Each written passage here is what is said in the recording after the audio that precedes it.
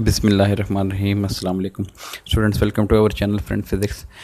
हमने last time Gauss law की discussion की और हमने पॉइंट चार्ज के ऊपर गॉस लॉ को अप्लाई किया और उसकी इलेक्ट्रिक फील्ड मालूम की और देखा कि जो हम नॉर्मल मेथड से E=F/Q0 से मालूम करें इलेक्ट्रिक फील्ड, तो सेम वही वाला आंसर आएगा जो आप गॉस लॉ से हासिल करते हैं।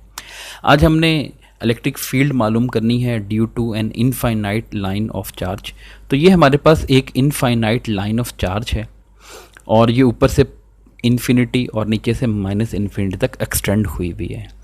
हम इस इनफाइनाइट लाइन ऑफ चार्ज की वजह से एक पॉइंट P, ये पॉइंट P है जहाँ पर इलेक्ट्रिक फील्ड मालूम करना चाहते हैं।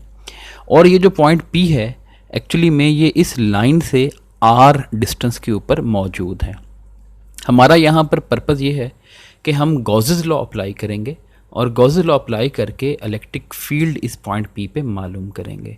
तो गॉस लॉ अप्लाई करने का बेसिक मेथड ये था कि जिस भी पॉइंट के ऊपर इलेक्ट्रिक फील्ड मालूम करनी है, आप उस पॉइंट में से गुज़रती हुई एक इमेजिनरी क्लोज्ड सरफेस अज्यूम करते थे और उस सरफेस के अंदर एनक्लोज्ड चार्ज जो है वो मालूम कर लेते और फिर आप E.dA = Q/ε0 वाला फार्मूला अप्लाई करके वहाँ से इलेक्ट्रिक फील्ड की वैल्यू मालूम कर सकते हैं। हमने यह काम किया कि यहाँ पर इस पॉइंट P में से गुज़रती हुई एक सिलेंड्रिकल सरफेस, ये देखें ये सिलेंडर की शक्ल में एक सरफेस अज्यूम कर ली। इस सिलेंडर का जो रेडियस है वो R के इक्वल ही है और इस सिलेंडर की जो हाइट है उसको हमने H का नाम दे दिया। अब ये जो सिलेंड्रिकल सरफेस है एक्चुअली में इस सिलेंड्रिकल सरफेस की तीन जो है वो हिस्से हैं। एक ये अपर क्रॉस सेक्शन, एक ये लोअर क्रॉस सेक्शन, ये नीचे वाला हिस्सा, और एक तीसरी ये जो कर्व सरफेस। जैसे ये आप मार्कर देख रहे हैं, इस मार्कर की एक्चुअली में अगर मैं कैप क्लोज कर दूं तो ये जो मार्कर है ये ऑलमोस्ट एक सिलेंडर की सरफेस है। तो ये देखें ये ऊपर वाला क्रॉस सेक्शन है इसका, एक इसका नीचे वाला क्रॉस सेक्शन होगा और एक तीसरी ये वाली जो इसकी ये सरफेस है कर्व सरफेस। तो इसका मतलब जिसको लेटरल या कर्व सरफेस कहा जाता है। तो इसका मतलब है आपने अब E.dA अप्लाई करना है इन तीनों सरफेसेस के ऊपर। जरा पॉजिटिव चार्ज की वजह से हम जानते हैं जो इलेक्ट्रिक फील्ड थी वो थी आउटवर्ड्स। इसका मतलब है अगर राइट साइड पर देखेंगे इलेक्ट्रिक फील्ड वो होगी यूँ दाएं जानिब। ये जो लेटरल या कर्व सरफेस है इसका एरिया भी यूँ बाहर की जानिब होगा। इसका मतलब ये हुआ कि ये जो कर्व सरफेस है इस कर्व सरफेस की एरिया की डायरेक्शन भी बाहर की जानिब और इलेक्ट्रिक फील्ड भी यहाँ पर बाहर की जानिब। तो इन दोनों के दरमियान जो एंगल होगा वो होगा 0। लेकिन ये जो अपर सरफेस है ये तो ऊपर की जानिब पॉइंट कर रही है। इसका मतलब है यहाँ पर जो एरिया है ये अपवर्ड पॉइंट कर रहा है और ये जो लोअर सरफेस है यहाँ पर एरिया डाउनवर्ड पॉइंट कर रहा है। लेकिन इलेक्ट्रिक फील्ड तो आउटवर्ड्स है, यानी यूँ दाएं जानिब है या बाएं जानिब है या अपवर्ड होगी या अंदर की तरफ होगी। तो इसका मतलब है कि ये जो DA है और E है इनके दरमियान जो एंगल है वो है 90 यहाँ पर भी और ये ऊपर भी 90 का एंगल होगा। तो अब आप इक्वेशन जो है वो यूज़ करेंगे यही वाली।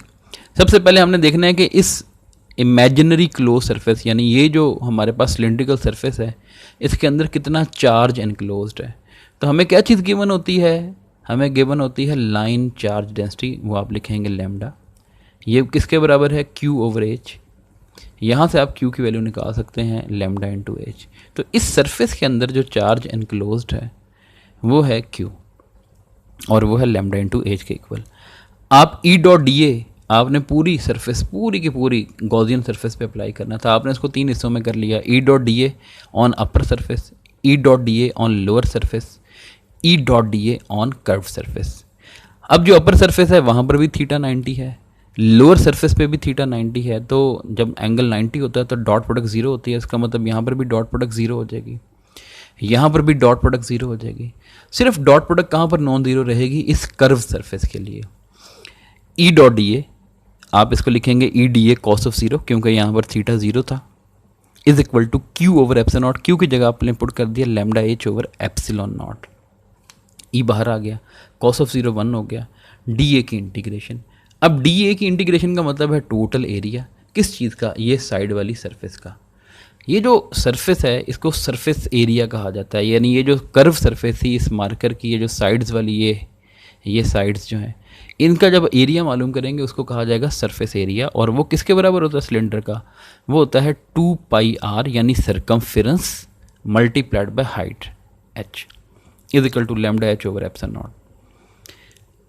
h से h कैंसिल हो जाएगा, ये 2πr इधर आके डिवाइड हो जाएगा, तो e की वैल्यू आ जाएगी 1/2π epsilon naught lambda over r। Vector form में लिखना तो आप लिख देंगे 1/2π epsilon naught lambda over r into r unit vector, और r यूनिट वेक्टर को आप डिफाइन कर देंगे कि it is directed away from the line of charge. तो ये है electric field due to an infinite line of charge. ये वहाँ पर हमने मालूम की थी कूलम्स लॉ अप्लाई करके, सेम यही वाला आंसर आया था, अब भी वही आएगा, लेकिन यहाँ पर गॉसेस लॉ अप्लाई करके आपने मालूम किया और ज़्यादा आसानी से आपने मालूम किया है। तो नेक्स्ट टाइम एक और ज्योमेट्री के साथ हाजिर होंगे। अपना ख्याल रखिएगा। अल्लाह हाफिज़।